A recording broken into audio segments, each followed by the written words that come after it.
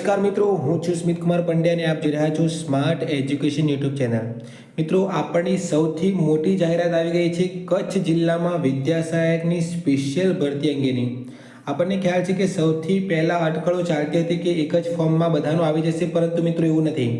કચ્છ જિલ્લા માટે વિદ્યા સહાયક ભરતી માટે અલગથી ફોર્મ ભરવાના આવી ગયા છે અને કઈ તારીખે ભરવાના છે શરૂ કરીએ પહેલાં ચેનલને સબસ્ક્રાઈબ કરી દેજો, કારણ કે ભરતી પૂરી ના થાય ત્યાં સુધી નાનામાં નાની અપડેટ જેવી પણ આવશે એવી દરેક અપડેટ તમામ અપડેટ આપણી ચેનલ ઉપર આપણે મૂકવાના છીએ.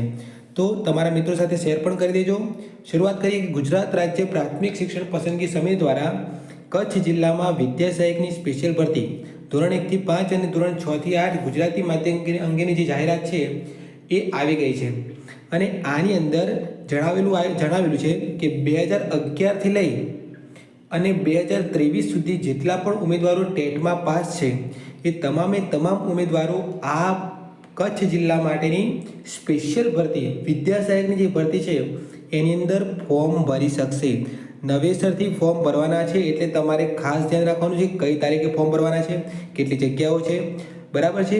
એ દરેક વસ્તુ જોઈએ તો શરૂ કરીએ. શું છે તો સરકારશ્રી દ્વારા 30/4/2025ના પત્રથી જે મંજૂરી મળેલી છે એની ભલામણના આધારે આ જે ભરતી પ્રક્રિયા છે શરૂ કરવામાં આવેલી છે.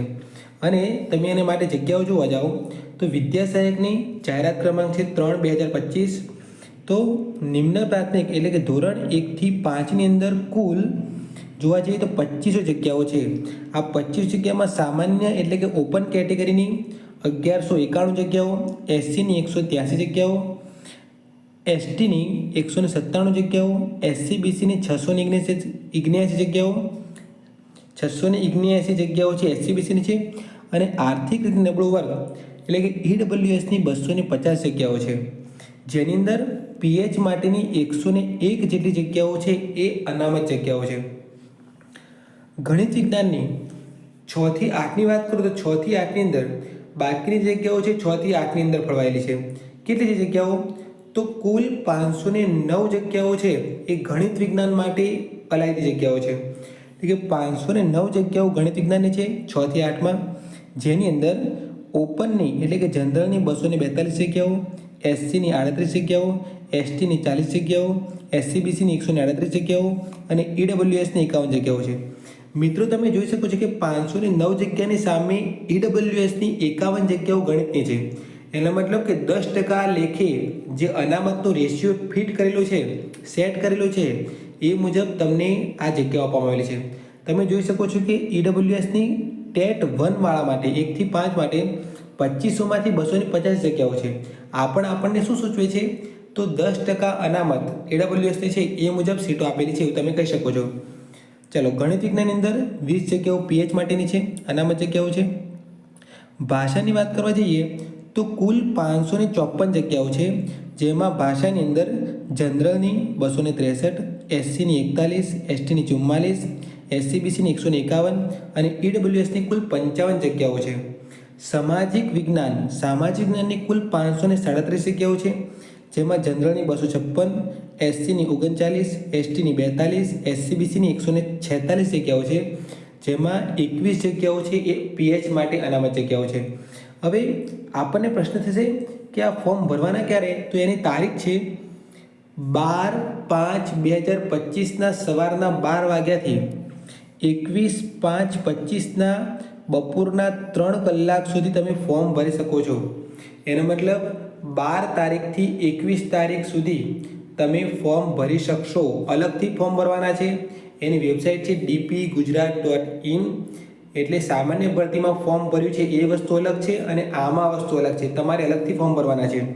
અહીંયા લખેલું છે કે વર્ષ 2023 અને તે પહેલાંના વર્ષોમાં એટલે 2011થી લઈ અને 2023 સુધી જેટલા લોકોની વય મર્યાદામાં આવતા હોય અને જેટલા લોકો પાસ હોય એ તમામ લોકો આમાં ફોર્મ ભરી શકશે.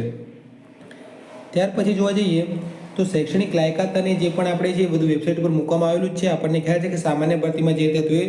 બીજું કેટેગરીના ઉમેદવારોએ જે તે કેટેગરીનું પ્રમાણપત્ર છે એ જો પૂરું થઈ ગયું હોય તો નવું કઢાવી લેજો, બરાબર છે.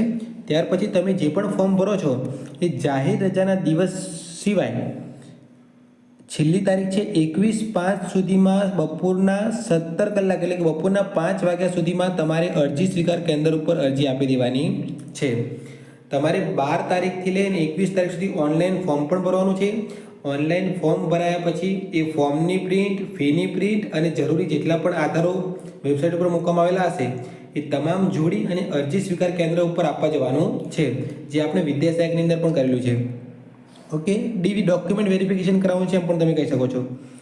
આ જગ્યા ઉપર નિમણૂક મેળવવા ઈચ્છતા ઉમેદવારો ગુજરાત રાજ્ય પ્રાથમિક શિક્ષણ પસંદગી દ્વારા આપવામાં આવેલી જાહેરાત અન્વયે જિલ્લા શિક્ષણ સમિતિ કચ્છ દ્વારા નિમણૂક આપવામાં આવે તો સમગ્ર નોકરી દરમિયાન કચ્છ જિલ્લામાં જ ફરજ બજાવવાની રહેશે. આ શરતને આધીન જ તમને ફોર્મ ભરવાનું છે કે તમારે આજીવન કચ્છમાં જ નોકરી કરવાની છે. અને બદલીના જે પણ લાભો છે તમને રાજ્ય કક્ષાના બદલી કેમ્પમાં તમને લાભ મળવાનો નથી. માત્ર જિલ્લાની અંદર તાલુકા ફેરબદલી અથવા તો તાલુકાની અંદર જગ્યાની કોઈ પણ બદલી હશે એ આંતરિક બદલીઓ તમને લાભ મળવાનો છે. અને ત્યાર પછી આપણને કહેવા માગે છે કે નવેસરથી તમે જે જગ્યાઓ છે પ્રાથમિકની અંદર 2500 અને 6 થી 8ની કુલ 7000 વિદ્યાસહાયકની ભરતીની મંજૂરી મળી હતી. એમાં 7000 વિદ્યાસહાયકની ભરતી મંજૂરી પૈકી એટલે 7000માંથી બાદ કરેલી જગ્યાઓ છે, આ 1600 જગ્યાઓ છે ને એ બાદ કરેલી છે. આ કચ્છ માટે ફાળવવામાં આવેલી છે. ઓકે,